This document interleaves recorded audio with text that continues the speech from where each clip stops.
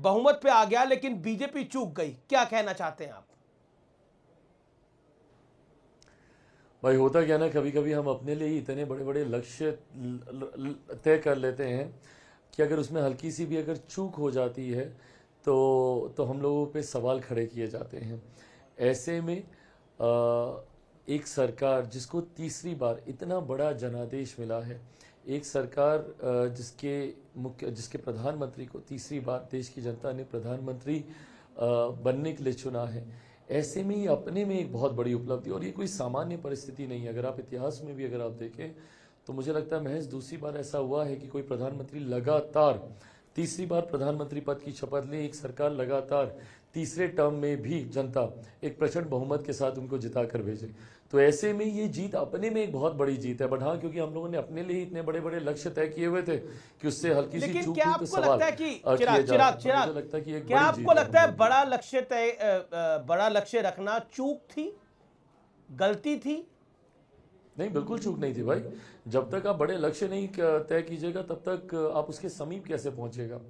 कोई कई सालों पहले सवाल उठाते थे कि भाई बुलेट ट्रेन क्यों, राजधानी इतने पे चल रही है, इतनी स्पीड बढ़ गई, हम लोग उसी में संतुष्ट होते थे।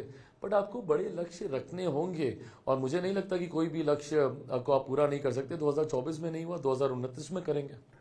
2024 में नहीं हुआ, 2029 में करेंगे, यानी आपको लगता है कि 2029 में भी आएंगे ही मोदी? बिल्कुल आएंगे, क्यों नहीं आएंगे, किस बात का शक है भाई। हमारे प्रधानमंत्री जी जिन्होंने देश को एक विकसित देश बनाने का संकल्प तय किया, 2047 तक पहली बार देश में कोई ऐसे प्रधानमंत्री आए जो भारत को विकसित देश बनाने की सोच के साथ आगे बढ़ रहे हैं। इन 5 सालों में दुनिया की तीसरी सबसे बड़ी अर्थव्यवस्था बनाकर देश को मजबूती देने का काम कर रहे हैं। तो स्वाभाविक है ऐसे दृढ़ निश्चय वाले, दृढ़ संकल्प वाले प्रधानमंत्री जी की देश को जरूरत है। 24 के 29 में भी मुझे पूरा विश्वास है प्रधानमंत्री नरेंद्र मोदी जी ही रहेंगे। लेकिन कांग्रेस इस बात का बहुत मजाक उड़ा रही है कि 400 सीटें का लक्ष्य रखा गया, 400 सीटें नहीं आई हैं, कांग्रेस का रिवाइवल हो गया है, राजद का रिवाइवल हो गया है, और बड़ी सारी बातें की जा रही हैं। क्या कहना चाहते हैं आप? यानी विपक्ष का रिवाइवल हो गया है। दिल को बहलाने के लिए अपने आप को जो जो ख्वाब दिखाना चाहे वो बिल्कुल सही है, बट हकीकत तो यही है ना। जनादेश तो एनडीए के लिए है, सरकार तो एनडीए ही बनाने जा रही है। किसका रिवाइवल हुआ, किसका रिवाइवल नहीं हुआ भाई, उससे मुझे कुछ लेना देना नहीं। अगर महज 100 के आंकड़े के पास जाकर कोई अपने रिवाइवल की बात करे, और मैं राजद वगैरह जैसी पार्टी का तो क्या ही बोलूँगा, 3-4 सीटों पर अगर इनको अपना रिवाइवल रख रहा है तो अच्छी बात है, ये उनको मुबारक। बट हकीकत है कि प्रधानमंत्री तीसरी बार देश के प्रधानमंत्री पद की शपथ ले रहे हैं। ये वही दल हैं जो अपने आप को 300 के पार दिखा रहे थे, ये वही लोग हैं जो अपने आप को सरकार बनाता हुआ दिखा रहे थे। ऐसे में आज जब पुनः जनादेश एनडीए के पक्ष में आया है तो इस तरीके की बातें कर ये उन लोगों को बहला फुसला कर अपने पास रखना चाह रहे हैं जो इनसे चिपकेंगे। और आने वाले दिनों में देखिएगा एनडीए का कुनबा और बड़ा होगा, कई और ऐसे सहयोगी हैं जो हम लोग के साथ आकर जुड़ेंगे। ये बड़ी बात आप बोल रहे हैं, एनडीए का कुनबा बड़ा होगा और सहयोगी आपके साथ जुड़ेंगे आकर। कौन से सहयोगी हैं ये? भाई आने वाले दिनों में आप देखिएगा हर कोई हमारे प्रधानमंत्री जी के साथ, उनकी सोच के साथ जुड़ना चाहता है। और आने वाले दिनों में आप देखिएगा ये इंडिया अलायंस में जितने लोग हैं, कई ऐसे हैं जो कि आने वाले दिनों में एनडीए के साथ जुड़कर एनडीए को और मजबूत करने का काम करेंगे। लेकिन आपको कौन सा मंत्रालय चाहिए? क्योंकि सबको कोई ना कोई मंत्रालय चाहिए, किसी को वित्त चाहिए, किसी को एग्रीकल्चर चाहिए, आपको कौन सा मंत्रालय चाहिए? अमीश भाई, मैं बहुत नाशुक्रा होऊंगा कि अगर इसके बाद भी अगर मैं अपनी तरफ से कोई इच्छा जाहिर करूं। एक सिंगल सांसद वाली पार्टी पर मेरे प्रधानमंत्री जी ने विश्वास जताते हुए 5 सीटें लड़ने को दी। मैं भी उनके विश्वास पर खरा उतरा, 5 मिली, 5 की 5 मैंने भी उनको जिताकर मैंने दी। पर ऐसे में अब इसके बाद मैं मंत्रालय को लेकर अपनी महत्वाकांक्षाएं उनके सामने रखूं, ये कतई उचित नहीं है। मेरी सोच इस बात की थी कि प्रधानमंत्री तीसरी बार प्रधानमंत्री पद की शपथ ले। 14 में भी जब मैं एनडीए अलायंस का हिस्सा बना उस वक्त भी इसी सोच के साथ आया। उस वक्त एनडीए के प्रधानमंत्री पद के दावेदार भारतीय जनता पार्टी की तरफ से प्रधानमंत्री जी थे, उनको प्रधानमंत्री बनाने की सोच के साथ 2014 में गठबंधन के साथ आया। इस बार भी इच्छा सिर्फ उनको तीसरी बार प्रधानमंत्री पद की शपथ लेते हुए देखना है, मेरी अपनी या मेरी पार्टी की कोई महत्वाकांक्षा नहीं है। आपकी ये बहुत बड़ी बात आप कह रहे हैं इस कॉलिशन पॉलिटिक्स के आज के युग में कि आपकी कोई अपनी इच्छा नहीं है, यानी आपकी मंत्री बनने की भी कोई इच्छा नहीं है, ये भी मैं मान लूं? भाई मैं जिस परिवार से आता हूँ, मेरे लिए ये सब बातें कोई मायने नहीं रखती। मैं अपनी सोच के साथ आगे बढ़ रहा हूँ, बिहार फर्स्ट, बिहारी फर्स्ट की सोच के साथ मैं आगे बढ़ रहा हूँ। उस विजन को मैं धरातल पर उतारना चाहता हूँ। मैं बिहार को एक विकसित राज्य बनता हुआ देखना चाहता हूँ। मेरे लिए वो बातें मायने रखती हैं। अगर मैं व्यक्तिगत महत्वाकांक्षाओं में ही उलझा रह गया, या अगर मैं उलझता, अगर मेरे लिए सब इतना ही मायने रखता, तो भाई इसके पूर्व में भी कई मौके आए थे जहाँ पे मैं इन ख्वाहिशों को पूरा कर सकता था। पर ऐसी ख्वाहिशों को रखना अपने प्रदेश के लोगों के साथ नाइंसाफी होगी। उनकी लड़ाई लड़ रहा हूँ, अपनी महत्वाकांक्षाओं की नहीं। लेकिन क्या आपको लगता है कि नरेंद्र मोदी का तीसरा टर्म जो है वो कठिन होगा, जैसा विपक्ष सोच रहा है कि अलायंस पॉलिटिक्स है, नीतीश बाबू को साथ लेके चलना है, चंद्रबाबू नायडू को साथ लेके चलना है? क्या ये कठिन होगा प्रधानमंत्री नरेंद्र मोदी के लिए, एनडीए के लिए, बीजेपी के लिए?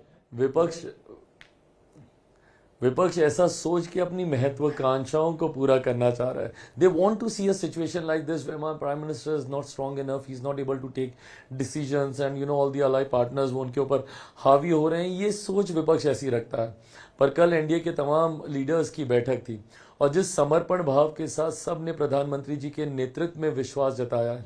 मेरे प्रधानमंत्री पिछले 10 साल ही नहीं, पिछले 25 सालों से, जब वो गुजरात के मुख्यमंत्री भी थे, उस वक्त जिस मजबूती से कार्य करते थे, पिछले 10 सालों में जिस मजबूती से मेरे प्रधानमंत्री ने फैसले लिए हैं, कड़े से कड़े फैसले लिए हैं, उतने ही मजबूत, बल्कि उससे ज़्यादा मजबूत आप इन 5 सालों में मेरे प्रधानमंत्री को देखेंगे। हम तमाम अलाई उनके साथ चट्टानी एकता की तरह उनके साथ खड़े हैं। लेकिन मीसा भारती नीतीश जी को कह रही है हमारे चाचा हैं, इसलिए हम हमेशा उनका स्वागत करते रहेंगे।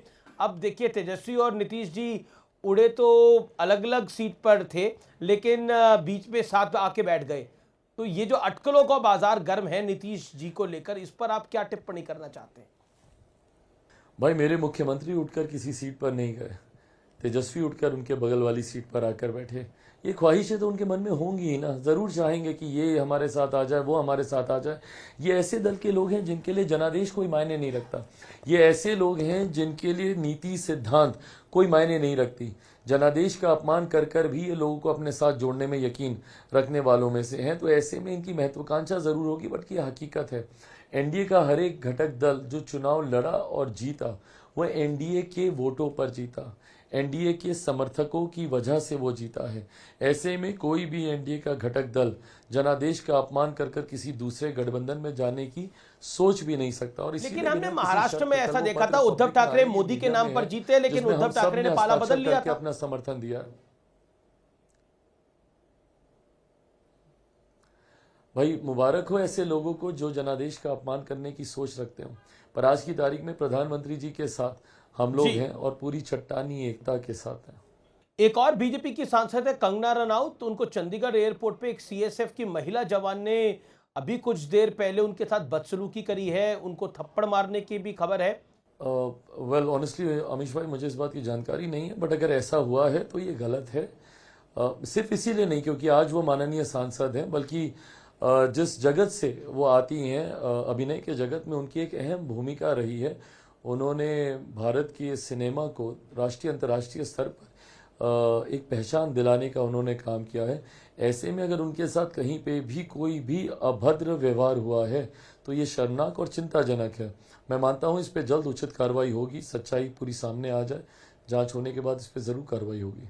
अच्छा, एक आखिरी सवाल मेरा है, एनडीए की मीटिंग हुई, क्या वहां पर किसी ने कोई डिमांड भी रखी थी, जैसा बार बार खबर आई टीडीपी या जेडीयू ने? इस पर आप कुछ टिप्पणी करना चाहते हैं? कोई डिमांड की बात हुई थी एनडीए की मीटिंग में? I can say this on record and you can quote me wherever you want. NDA की बैठक में बिना किसी शर्त के हर एक घटक दल ने अपना पूर्ण समर्पण मेरे प्रधानमंत्री जी में जताया है।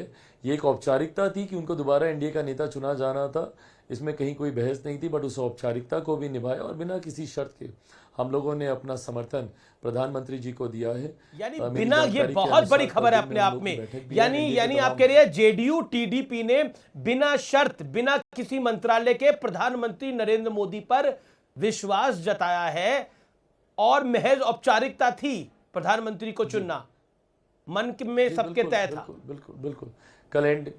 कल एनडीए की बैठक में किसी ने नहीं, और बल्कि हम सब ने तो प्रधानमंत्री जी को बधाई दी है। वहाँ पे उनके नेतृत्व में ही एनडीए का प्रदर्शन इतना बेहतर रहा है। चेहरा हम लोग के वो थे, वही फ्रंट से लीड कर रहे थे। एंड आई थिंक बहुत कम ऐसे नेता होते हैं जो इतनी क्षमता रखते हैं फ्रंट से लीड करने की। देश का कोई ऐसा कोना नहीं जहाँ पे मेरे प्रधानमंत्री जी ने, और कोई ऐसा दल नहीं जिसके लिए, एनडीए के घटक दलों में से, जिनके लिए प्रधानमंत्री जी ने प्रचार ना किया हो। तो ऐसे में हम सब ने उनका आभार प्रकट किया कल की बैठक में। बहुत बहुत शुक्रिया चिराग पासवान आपका हमारे साथ जुड़ने के लिए। आपने एक रिकॉर्ड बनाया है और आपका स्ट्राइक रेट जो है क्रिकेट की भाषा के अंदर वो 100% रहा है। इसके लिए आपको और डबल शुभकामनाएं, क्योंकि आपके विरोध में तो थे, उनके पास कई हेलीकॉप्टर थे, बहुत सारी रैलियां करी, लेकिन सीटें उनकी 4 आई। आपका बहुत बहुत शुक्रिया।